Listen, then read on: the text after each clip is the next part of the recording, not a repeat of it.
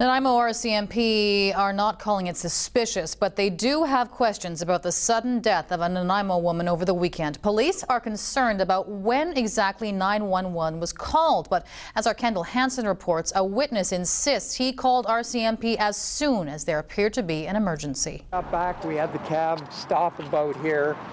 We got her out, and I guess it was right about this area here. Calvin Van Koenig is describing what happened after a 56-year-old woman had stopped breathing. It turned out to be the woman's last night. Paramedics who arrived at the parking lot minutes later could not revive her. I really feel sorry for her family. I really want them to know that I did everything that I could to help out. It all started in this room at the Newport Hotel, a building that the city of Nanaimo deemed a nuisance property last week.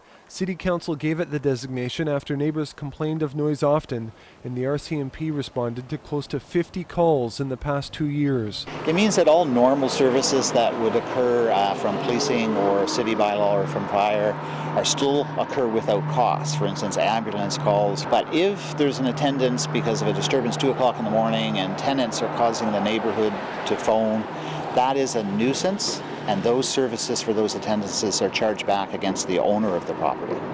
Check News spoke to one person on the property who says they were told not to call 911 but to call management if there's a disturbance.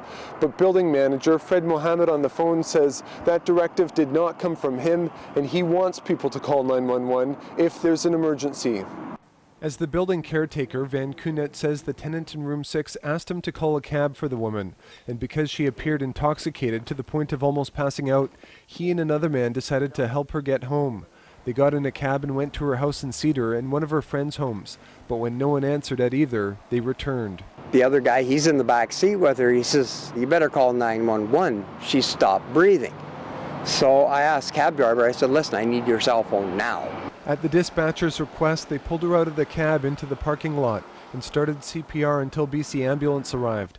Nanaimo RCMP are still concerned about some details. It's turned the investigation over to its serious crime unit, whose members were knocking on doors and visiting the Newport again Tuesday morning.